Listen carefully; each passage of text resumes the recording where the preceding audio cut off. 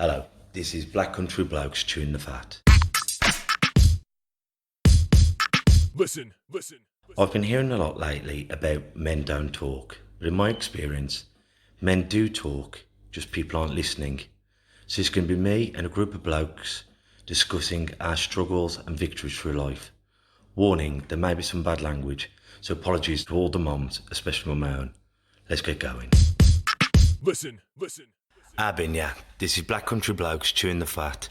This is me, Kev Dillon, Aaron Dew, Lee Cadman and Craig Pinches. Today we're talking about should men cry? Well, this week's been a bit of an emotional week for me straight off. My little girl's had tonsillitis, but we didn't know that at the time. She was burning up with temperatures and she was having, not seizures, but she was delirious. So we had to take her up to the hospital where, thank God, it was just tonsillitis. Then on Saturday we did the Open Day at the Lions Boxing Club, but it was also the memorial of one of our boxers, Thomas Hickenbottom, who tragically died at the age of 14. So I was going through a lot of emotions there. But by chance I got in touch with his dad, Joe and Danny Hickenbottom, and they both come up to the day. And I was so emotional about Danny Hickenbottom, who lost his brother at the age of 11, and seeing him now as a grown man with his own 2 children. So on all 3 occasions this week, I could have easily cried. And you know what? It's okay to have those emotions. It's okay to feel like you're going to cry. And you know what? It's okay when you do cry. I mean, last week, what me and Lee touched on, his child being disabled, and that was constantly in my mind, thinking about, God forbid that Jasmine had meningitis as I did, or that something went wrong, but by the grace of God, or whatever you believe in, it was only something silly. Lads, any feedback on this? Yeah, I mean it can be very emotional. As I say, with my daughter, you can find that you do feel like crying. For me, I think there's a time for it, is what I find, because we're in some situations with my daughter where it's not the right time to do it. You know, as men, I feel sometimes you do have to be the stronger person and kind of hold it together a bit more. Yeah, that's kind of my experience. I think that's it's quite the old-fashioned way of thinking. That's sort of being traditional men, I suppose. That we've got to be the rock, we got to be this. You know, I'm quite an emotional guy. I don't always show it, and I didn't for years. You know, I didn't cry for years, and I actually thought I'd lost all touch of any emotions and feelings. You know, but of late, like the past few years, I have cried, be it in front of my partner, very rarely, or to myself. You know, I'll cry to myself, you know, and usually it's last thing at night when things are meeting me, when I've spent the day just working and grinding and trying to do something when my son's wanted to play, and then I've cried with guilt. Or, you know, you can cry with shame when things have not worked out. I'll cry, you know. Men should cry. I was away in Mexico, and on the flip coin, Jasmine was in the kids club, and she got on stage and she was dancing, and I got on the front row centre, and I got to see it. For the first time I actually saw her perform, and I was sobbing my heart out. Kate, being the loving wife, she was going, "Shut up, you're embarrassing me." But I was that happy. I couldn't contain myself, and why should I? Why should I be ashamed of crying? I'm very blessed. My dad, very strong man who knows Bob Dylan, very tough man, very fair man, but he's a crier. Some days you'll walk into the house and a sad movie will be on, and he sat there having a belly full of crying. And so I'm so lucky, me and Richard are, to have seen a man who everyone respects in the area being so in tune with his emotions, whereas a lot of people aren't like that. They're brought up with the stereotypical man of, hold it together, son, and whereas I was blessed, and I am blessed, and that's how I want Jasmine. And when I'm teaching up here, I say to the lads, when they've lost a bet and have a cry, I say, if you didn't cry, it means you didn't want it hard enough. You should have that emotion of, I'm so sad I haven't done it, so have a cry. But then, once you've had a cry, when you've had a loss, as in a competition, then you learn from it. But at the time, ride the wave. Just to add my little bit to that, I'm more like Craig in terms of I'm probably the most emotional guy you'll ever meet. Literally, I could be watching X Factor, mate, and I'm crying. So I ain't got kids at the minute, but just seeing people happy makes me emotional, it makes me choked up. Seeing people sad, so I've always grown up with that thing as thinking I was weird or different. But then when I started to realise actually it was actually became my gift, my strength, the reason that I could be empathetic towards people or feel people's pain. I was able to connect with people. But I just want to do, if you don't mind, I just want to go back to Lee, what you were saying. And obviously you said there's different circumstances where you feel that you have to feel like you can't cry. I mean, to give you an understanding of that, I do that at certain points, usually to do with my daughter's care, when I don't want to worry my partner more than she already is, if that makes sense. So I try and say, well, actually, this, I suppose it's a fake. This is not as bad as it is, you know. This isn't. I think it's more to do. That's what I mean by a time and a place. But that's a very male bravado, isn't it? We're very strong at the time. Make sure all our flock's all right, and then when they've gone, we break down. Yeah. And I think that is so common. But we're ashamed of crying. We're ashamed of feeling weak. We're ashamed of hurting. For me, it's not shame at that point. It is just trying to make a situation not seem as bad as it is. Especially when my children are there as well. You know, my children have been my other two have been in the hospital at that point, and you don't want to project your worry onto them. If they see me crying, basically they know it's really serious. Even though it is really serious, you don't want them to worry like you do. Yeah. They say real men cry, you know, and I think how I interpret that is you've got to be some kind of man or have something about you to allow yourself to project those vulnerabilities. You know what I mean? Because it speaks a lot for yourself if you force yourself not to cry. I mean, it's a release valve. You know, you've got to express that emotion. But are we just talking there about tears of sorrow, or are we talking tears of joy? Because there's a differentiation I get both. of emotion. So are you ashamed to cry in joy? If you don't want to cry and express your vulnerabilities in sorrow or in crisis, would you cry in joy, or would you be embarrassed to cry in joy? Do you think? I think it's more acceptable, and this again could just be from my culture and the people around me, to cry in joy as opposed to sorrow. I think personally, I'm not sure what Yeah, I agree. Because if you joy because you're that happy, your daughter or your has got married, or it's always acceptable in that moment, isn't it? But if you cry, and some days, I mean, I've had them horrible nightmares, and you wake up and you're sobbing, or sometimes the world is, and you feel embarrassed to tell your wife or your mates about it because you seem like a wimp or wuss. Whereas we've all had it, and I've talked to some very, very tough men over the years up here, and it's so common, and by the grace of God, it's coming to the light now that men do feel like this. And I think by more people talking about it, it has become more acceptable. But I fully agree with what you're saying. Like, I remember when Connor Jones won the ABAs when he was 12, me and his dad were sobbing. We were that happy, we were sobbing around a gym full of...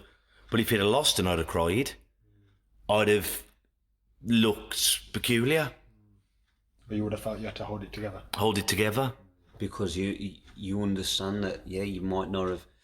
How you would have reacted there, you'd have cried with joy, but if you'd have cried in sorrow, that would have sort of disabled your ability to then say, you know what, next year we'll do it. Why have you cried then if you think we can do it next year? You know, so I suppose that would sort of contradict the way you train. And I mean, I'm just no, it's throwing right. an opinion out there. Yeah, you have to show that you're a gracious winner and a gracious loser, but that's in a competition.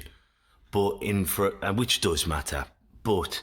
For the real stuff, I do agree with Lee at the same time. Absolutely. Sometimes, like they say, fear or emotions, like having a shit, there's a time and a place to do it. Yeah. You know what I mean? If I think you've hit the nail on the head there. I like that analogy. Yeah. But it's right. It's right to be able to go and have a cry, but don't be ashamed of it. But don't necessarily fall down in the middle of Morrison's kicking your feet. That's not an endorsement, by the way. There are other supermarkets available. Who knows? There might be our sponsors. Affiliate marketing. Absolutely.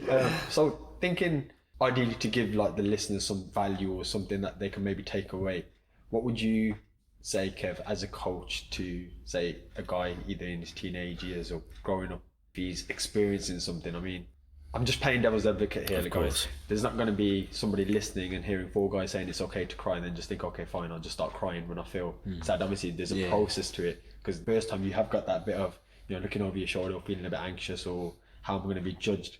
I mean, I think it's a great thing that you've mentioned the boxers, because I think boxers, when you first think boxer, you think athlete, you think strong, you think tough. So if we can just say, look, it's a vulnerability, but it's also a strength, showing that. I mean, have you got any words of advice or? Own your emotions. Own it. When you lose, have a tear in your eye. Then go somewhere, get someone you care about, then let it roll. Be it going to the car or going somewhere, but also have dignity in defeat. Go over to the person who's beat you, shake his hand, do a bit of an AJ. Congratulations, next time I'm going to beat you. Then go to your change room, go to your car, go to somewhere, have a belly full. And if you are feeling down, tell someone who you can trust that you're feeling down. Someone strong who you can lean on, and hopefully they'll pick you back up, or even stop you from falling all the way over. I always remember Ricky Hatton's last fight, and actually when he came out the ring, he lost that fight, and on live TV he was crying. It was really, and he was crying actually. I think if you listen to the interview, for two reasons: for joy that he got himself back into that position, because he'd had troubles before that. I think they're documented all over. But secondly, that he had lost, and actually doing that, he got a lot of praise in the end for being that emotional on TV and crying. I think it's a big thing for people to do that. It's at the end of the day, these things are emotional times. He'd worked his way back to that point, and it's an emotional point. And Paul Gascoigne. Yeah. When I don't know football, but he's one of the most famous examples of it. Yeah. But the country loved him because they could see in that moment, with the snot bubbles and the tears, how much he genuinely wanted the win. it's passion as well. Well, I'm not into football at all. No, neither am I. I'm surprised I knew Paul Gascoigne. Mate, I'm still scratching my head. I was thinking of him when just as you said him, but it sort of like football's a big thing for that, because like you said before, if you don't cry, did you want it enough? Look at football when like England get knocked out of the World Cup. Not that it happens often, every 4 years, is it? You know what I mean? You know, how many of them cry? If there's a penalty shooter, how many of them cry? And it's just it's a natural emotional response when you put your heart and soul into something. You're going to expect tears. It's funny how it's acceptable, because you mentioned football there. A lot of times when England are kicked out, you look around the crowd at the blokes crying, and at that point, actually, that's people you've never met. That's kind of Yeah, acceptable. the same blokes, the manly blokes. So if you keep for man up, Yeah. you know what I mean? Like they're the same blokes, but they'll cry over a game. So But you're watching a team, but that comes back to pack mentality. If the man next to you is crying, you feel like you can cry, but you come back and say, my daughter's really poorly, and they'll go, well, she'll be all right, or the classic thing is they say bugger all and they just walk off, and my dad's died, and instead of phoning up saying how are you, champ, they just don't phone because they don't know what to say, because they don't want that awkward conversation of you blubbering down the phone, whereas that's all you want. You want someone, a good old friend. I remember one of my best friends in the world, Quentin Hillocks, when Annie Sylve died, and he phoned me up at 1 o'clock in the morning, and I said, what are you doing? My soul's phoned me up. He goes, I knew you couldn't sleep, bruv, so I thought I'd just give you a call. That's love. To know that I was in that much pain and phone me up in the middle of the night, knowing each other. And I've been very blessed with that circle of friends. But how many of us haven't had that? it's awkward to do because quite often there's no reasoning with emotion. No. You feel what you feel. You know, you can reason with a thought process with your different anatomy. You know what I mean? You can't reason with emotion because you can't tell someone, you can't try and convince someone how to feel. No. You can try and convince them how to think, which in turn leads them to feel a different way. But you can't convince them how to feel. That's what I believe anyway. But they say you can't you can't step into love, you can only fall into love. And that's a bit like the dread of something, or the emotion of crying. It could be you've had so much stuff happen and that one little thing pushes you over. And Nick Davis, who's an NLP practitioner, he says he's collecting stamps. And one day that book just gets full of stamps and you throw the book at someone, and that can be with aggression or just having a bloody good cry. Yeah. Everything could have just got on top of you, and someone says, look at your big ear git, and you go, oh jeez. And I'm not crying about the insult because I have got big ears, but it's the build up of It's shit. the pin that burst the balloon, I Yeah, suppose. the pin that burst the balloon. It's funny, actually, just before we started this, I was doing, I did a quick Google search, and I'm always interested in science. So they actually said there were studies that have recently come out, only a couple of years ago, that up until the age of 5, from infancy to 5, obviously you guys can probably contest as parents, they say boys are actually more emotional than girls, in terms of they're more expressive, they want to be picked up more, they're a little bit more fussy. And they were saying it's actually from that age onwards, probably when you go to school and then your friends, they'll call you a girl if you cry, for example, or, you know, you've got those older male figures who are telling you crying's for women or whatever. I think that's where it changes. So it's really interesting because actually we're programmed to be as sensitive, you know, like a baby boy and a baby girl will still cry. Yeah. So it's interesting that something shifts there. So society changes us. Society, and society that causes them men to obviously suppress our emotions, and then hence have 4 grown men sitting around a microphone speaking about should men cry. That's the problem of it, isn't It's it? conditioning. It shouldn't be a Never topic, heard. should it? Absolutely, it shouldn't. Yeah, but it is, sadly.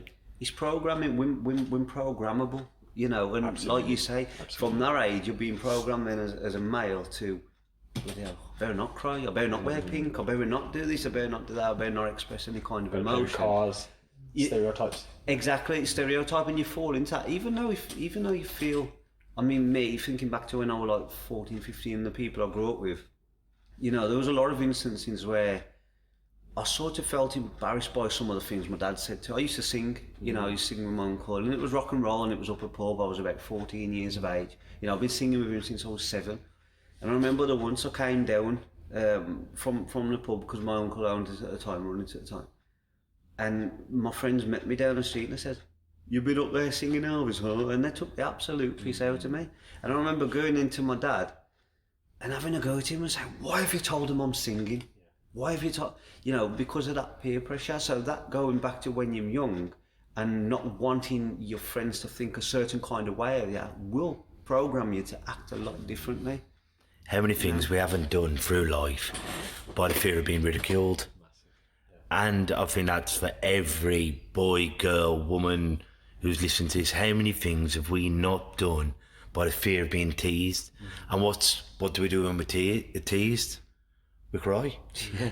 You know, and that's the most fundamental, you know, that's the biggest thing. The reason why we don't do stuff is by the fear of either failing, but really, if I could take one of you lads and say, we're going to Australia and no one's ever going to know about this, and whatever you want to do, being a singer or horse rider or a ballerina, and no one's ever going to know, we'd probably snap his hand off, saying, as long as no one finds out, as long as them lads stand the lines, never find out, I'm going to go. But that's not the real world, because we're always finding, especially in this 2000 era, whatever we call it nowadays, where everything is filmed, everything is published. Yeah. So like when I was growing up in pubs, it was great because you'd do some outrageously daft things and you'd walk in cringing, thinking, I hope to God he don't send nothing. But everyone in the pub did it. Nowadays, They were just as pissed. They were just as pissed, running around with their pants down, jumping up, singing Dolly Parton. What pub's that, Kev? I won't say.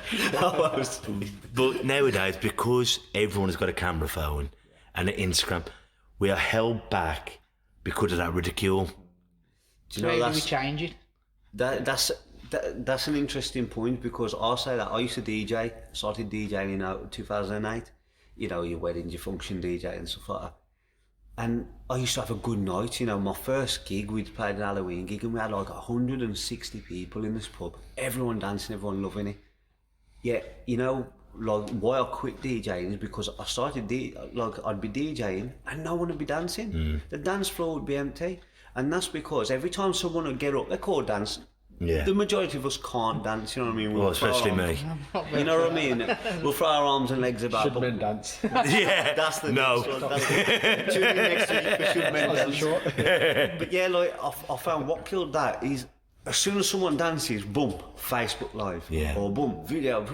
And you don't want to relive it. You want to enjoy the moment and take it for what it is, but you don't want to relive it in ridicule. You don't mind reliving it for a laugh 20 years now. Well, yeah, I was pissed, all right. But not in ridicule every day, because it's relentless. Well, the heart of the pub was that Friday night. You'd have a shit DJ on, and they were playing ABBA. Me, probably. ABBA. And you'd have burly blokes dancing to, I don't know, Sweet Home California. And it was great because it was just a laugh. So thinking back to what Lee was saying then, in terms of how do we change it? Obviously we can't, as for right now, just change it. But if you could give something in terms of advice or what it is, I mean, for me, sometimes it is as simple as not giving a shit what people think. Yeah. And, you know, we read that, we say it, and we sometimes we even believe it for a moment until we have to do something and we're a bit like, actually, I might just leave that kind of thing. But if we could genuinely stop. So what I do is, going off on a bit of a tangent, so when I started public speaking, I used to be anxious as hell anyway. I was already a shy kid. And the thought of speaking in front of people, something that Kev, you can do, you know, in your sleep, was just scaring me. And I read this thing and it was quite piercing actually. It says, you're that insignificant in a world of like 7 billion people. Nobody really gives a shit about you. And it's funny because hearing that actually, it made me reflect, and I thought, why I've got this ego about like people really caring how I look or whatever it is. And I kind of stopped giving a shit about that, as weird as it sounds. And then my public speaking got so much better because I was more concerned then with sending the message out to hopefully change a few people's lives. So I think if we can just live by that, genuinely like not giving a shit. Oh, okay, your family and your friends all care about you, but on the grand scheme of things, most of these people that they don't really care about you. We think they do. We think they're going to point the finger at us and put us live on Instagram or something, but everyone's got their own problems. So really, we need to kind of find that almost like taking the shackles off, if that makes sense. I think people know, like you say, you know, you've hit the nail on the head there. People think, oh, they're looking at me, no, they think this of me, no, they think that. When really they're probably not. Absolutely. In the 21st century, and especially in this day and age with camera phones, people are more interested in looking and hating the damn selves. They ain't even got time to notice you. They might say things out of spite, but with no substance to it. You know, but that will mean a lot to you. So like you say, you've just got to take the shackles off. And a bit cliche, but live life for you. Yeah. Be who you're going to be. Absolutely. You know? Well, my mum used to say the same to me when I was in my dark days. You're as good as anyone and better than most. And that used to pick me up a lot. You're as good as anyone and better than most. And that's right. No one is better than you. They might be better at things than me. But he's not a better person. And quite frankly, without being judgmental, you know, you're better than most. Play to your strengths, like you say. Yeah. If your strength comes from going back to crying, if your strength comes from regularly crying and expressing that emotion to yourself or to someone else, play to that. That's working for you. You know what I mean? You're not going to be ashamed to do that, but you got to play to your strengths. Like Kev says, you might not be as good at me at writing songs, but I'm probably not as good at you at public speaking. So, you know what I mean? Play to your strengths. And if you enjoy doing it, be it boxing or ballet, or if you love Star Trek, do that. Because a lot of people I've met throughout my life, they're so miserable because they're not doing what they want to do with their life. They're not with the right partner. They're gay and they've never come out, or their dad is desperate for them to box, where all he wants to do is go and kick a football around. So you've got to do what makes you happy, because life is a journey, and it's not about the destination, it's the journey that takes you there. I think sometimes you've got to remember as well, you'll soon be yesterday's news. Yeah. You know, it's such a fast-moving world now that if you do something stupid, or if someone is ridiculing you, they'll be on to the next person. All you got to do is set your mate up and film him so he can have a bit of ridicule. Les Brown said, I've listened to a lot of Les Brown lately, even more so now, and he said something like, don't worry about what people think and say about you, they're going to think and say it about you anyway. You know what I mean? Regardless of how much you worry, they're going to say it and think it. And within 3 generations, you've forgotten altogether anyway. Unless you're famous. If you think after your grandparents, Exactly. you're forgotten. So give it 100 years and it don't really matter what you've done. I think that's how, like, looking at like primary school now, I was sort of bullied in primary school, quite a cowardly art, you know what I mean? Not a fighter, just not me, I was bullied in primary school. And thinking back to then, yeah, it was a shit time. But I'm still here, I'm still alive, I'm still trying to push to benefit society and spread a message, or, you know, even just doing this podcast with you guys shows that That day break me. Yeah. When I was 7, 8, 9, 10, 11, that didn't break me. Yes, it was painful, but I'm here now at 30, nearly 31 years of age, sitting with you guys, laying our vulnerabilities for people to listen to, and that's what you got to think. How many times have you been through something shit and thought, this is a tough time, I can't do it, I can't survive, I can't survive. 10 years later, you're still here, surviving even more shit. You do carry that stuff with you, without a shadow of a doubt. You do, but that also gives you experience. Yeah. Yeah.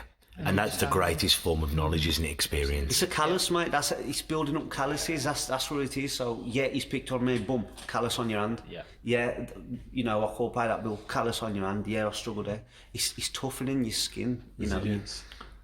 Your skin and your soul. it's either going to toughen your skin or it's going to deteriorate. Yeah, you're either going to be sugar in water or you're going to be a plant. You know, and this you can either dissolve in the troubles and let it consume you, or you can grow from them, and I think that's what you need to look at yourself. I think you can go the other way though, can't you? You can be too tough with it. I think that's what the whole podcast is today. Absolutely. You know, you can take that many knocks and toughen up that much that you don't show anything. I think you've got to be wary of that. But I think that's the cliche kind of thing is you've got to be tough, but you've also, because you've got to have that toughness, but you've also got to have that softness. You know, you need the yin with the yang. Yeah. A flower needs the rain to grow. Yeah. If you only have constant sunshine, the ground goes hard and the flower does wilt. So we need the rain because that's when the flower grows. So even though it's beautiful flowers in the world, needs the sun, but it also needs the rain. And that comes down to the association bit though as well. So we don't want to associate crying necessarily with weak or with strength. Let it just be an emotion, a natural emotion that something may cause us to have. So it doesn't need to be here or there. I think if we can like take it away from that, then if somebody cries, it's not a big thing. So maybe that's the way, because then, like you were saying, it works on both ends, doesn't it? But I think we really need to try and this is one of my messages, is to try and get people to really find what makes them happy. Like you say, Kev, find that internal happiness rather than worrying about the opinion of others. Because even using the stereotypes, so for an Asian family, the first thing your parents are generally concerned with is what's the neighbours going to say, what's the rest of my family going to say. So you're forced to go to school, you're forced to try and be a doctor, you're forced to do all these things that you may not necessarily want to do. And it's kind of, I've kind of broke that stereotype in terms of I just do kind of, my parents are brilliant, so I can kind of do what I want. But there's always still that bit of friction when they're worrying about what other people are going to say. Whereas my mum's now at a stage where she's realising my happiness is more important than the opinion of other people. And if we can all just take that one little lesson there and just really have a sit down, think with yourself and think, what are the things that make me happy? You know, when do I feel most joy? Or ask yourself the question, if I had an extra hour tomorrow, how would I spend it? Or if tomorrow, you know, I didn't have to go to work, what would I do with it? That's quite interesting because I did counselling just at the beginning of this year. And actually with my counsellor, she basically asked me a question on how do you feel? And you know, I couldn't answer that because I think I don't think that way. And I think that's programming, because you're always either looking back or looking forward. You're programmed through school. Why are you at school? To get good grades. Why do you get good grades? To get into college. There's always that forward. You get good grades at college to get a good job. You're always in that forward motion. So it's very rare you stop and you're there in that present. moment and actually think, what am I feeling? Not what am I doing? What am I feeling? There's always Brilliant days. There's always preaching of self-development, but there's never any guidance towards self-discovery. And I think that's important, like you just said. You're developed to... Sorry, they've all startled. A conker's just fell on the roof. I'm trying to get in. I thought it was a big pigeon or something. But yeah, where was it? Self-development. You know, you're conditioned to develop yourself into something that can earn money, basically. That's what it usually is. But never to discover yourself and to find out who you are and what you're in touch with. What we're done, we're programmed to conform. Absolutely. That's we're a cog in the machine. Yeah. How are you going to fit in with everyone else instead of being that outward finger going, well, you know what, I'm going to make the world's best cup. Yeah. I'm going to grow the world's best apple. I'm going to enjoy my life because I might not have much, but on that £5 that I make a day, I'm going to go and enjoy it. I'm going to go and buy myself some Skittles. I'm going to feed the ducks. Don't feed duck Skittles. But that happens at a young age, doesn't it? Like you think of, I think of my son now, and he had to do a project at school where, what do you want to be when you grow up? And he held up his sign, it said YouTuber. Which is great, yeah. But in the logic of it is teaching. Of course. They're not going to follow that path, and they're going to be, actually, what you need to do is have a backup plan. Yeah, you've got to be a carpenter. You've got to be this. You've got to fit into, you've got to fit into that bracket. Funny. But actually, why don't they turn around? And, you know what? If you want to be a YouTuber, put your all into it and go and do it. I remember having a teacher come in and they, the job. You know, the people who tell you what job you're going to do. Yeah. And I was visually impaired, and I said, I want to be a journalist. And they said, are you for real? I said, yeah, I'm brilliant to talk. And I went, well, no, Kevin, for some of your disability and your grades, why don't you? And I said, well, I don't want to. They said, but this is what you will be doing. And but that's how we're taught people. I want to do this. I want to be a YouTuber. I want to be a horse whisperer. Well, in the real world, that won't pay the bills. The bills... Probably more nowadays. Well, honestly. more money you make, more money you spend. And it's not about the quality. Wealth isn't measured in money, it's measured in happiness. I heard a lovely saying once, what does God think of money? And he said, well, look at the sad buggers he gives it to. True that. I just want to quickly acknowledge Lee on that as well. So he's mentioned that your son's brave enough to say I'm a YouTuber. I think that's a testament to how you've probably brought him up, because one of the things I was having a conversation with my younger sister. She came through and her whole thing is like, I want to change the world, and she's always wanted to be a paediatrician. I wonder where she gets that from. Well, my mum, it's instilled in us. But in terms of like, I was sitting with her one day, and obviously, you know, the possibilities for kids nowadays is endless. They could be into music, they could be into YouTube, playing video games. They could do anything that they truly want to do. Listen, people are monetizing water in a bottle and they're sending it to us, and it's free. Do you know what I mean? It's incredible what you can do. And we were speaking to her, and I was trying to get her to try and do something else, because I was like, you don't necessarily need to be a doctor. And it was weird because she didn't have the answers. Then what I realised was we haven't exposed her, and this is probably something that I need to do more as an older brother and my family, to more things. So I think if we can expose them to more things, so for instance in your house, your son knows that, hold on, there's people out there on YouTube probably making money, this is interesting. In truth, it's not really about money for him. He just likes watching YouTube videos. I enjoy it. And stand there. Fantastic. You know, there's nothing money to him. I'll give you an example of money. I got a nice bonus from work. I said to both my eldest children, I'll give you both £200 as a treat. Go and spend what you want. And he agonised and agonised and agonised. And it's been 3 or 4 months, he still hasn't spent it. He has no... I want to have kids like that. Well, yeah, my eldest I want a daughter, wife like that. was gone, And the 400. She went shopping and spent it in a bloke, but he's like, you know, so money to him, fantastic. It was just... So he's looking at something that makes him happy. Happy, exactly, and that's the key to it. You know, you can all go out there and work hard and get a job and earn money, but actually being happy doing that, there won't be many people in this world who are happy doing what they do. I remember you saying that you know, he held a card up and said YouTuber. Now when I was in school, it was citizenship we was in, this lesson. I think it was year 9. I was in year 9, I think. And they asked you the same question, what do you want to be when you're older? And everyone's saying, oh, this and all that and all that. And I remember getting laughed at so hard about it. I put on my card, popular. Yeah. Not really knowing what I wanted to do. You know, I didn't have no aspirations or anything to do anything, but I put popular. And then fast forward 15, 16 years, and I want to be a musician and a poet and someone that preaches knowledge and changes perspectives. You know, like I've always said, you got Drake to make you dance, I want to make you think.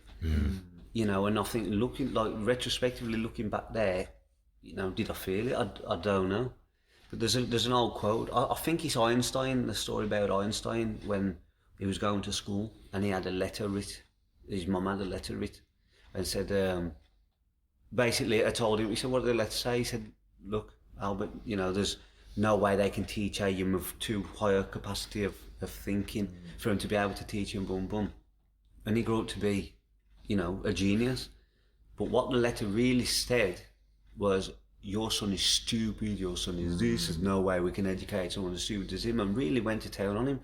But she told him the vice versa, they can't teach you, they haven't got the capacity to teach someone of your skill set. We've all been up at this club. How long?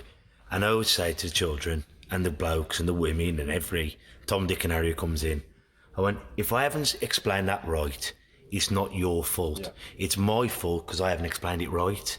And that's the job of a teacher. If I don't explain it right, or your teacher who teaching you at the moment isn't teaching you right, it's not your fault. It's for him for not finding the right way of teaching you. Yeah, I remember you saying that to me. That's always my excuse, by the way. Yeah, it's my fault. It's your fault. No, it's no one's fault, is it? Really, it's just finding the way that person learns sometimes, and then adapting to that way. I think holding us back in, should men cry? Yeah. Went off on a little bit of a tangent there. I think it's all connected. Isn't Yeah, it? it's definitely all connected, you know. But I think we got a unanimous answer that we should cry. we should cry. Obviously, I think Lee, you hit a good point as well. Obviously, be aware of your surroundings and obviously the situation. But I think if we could try and detach it from either being a weak thing or a strong thing, it's just an emotion. Just being a thing. Just being a thing, yeah. Then I think we take that emphasis off it, and that's kind of the narrative that we want to definitely let people know. What do you think? I think that's perfect. Just remember, no matter what you're feeling, some of the bugger's feeling it. We all feel the same things. We all want to be loved. No one wants to be embarrassed. So if you're feeling it, everyone else is. So I think that's going to end us today. And Aaron is going to take us out with a nice little quote. Yep. So you can sound confident but still have anxiety. You can look healthy but still feel like shit. You can look happy but be miserable inside. You can be good looking and feel ugly. So be kind, because every person is fighting a battle you know nothing about. Until next time, gang, ta-ra a bit. Listen.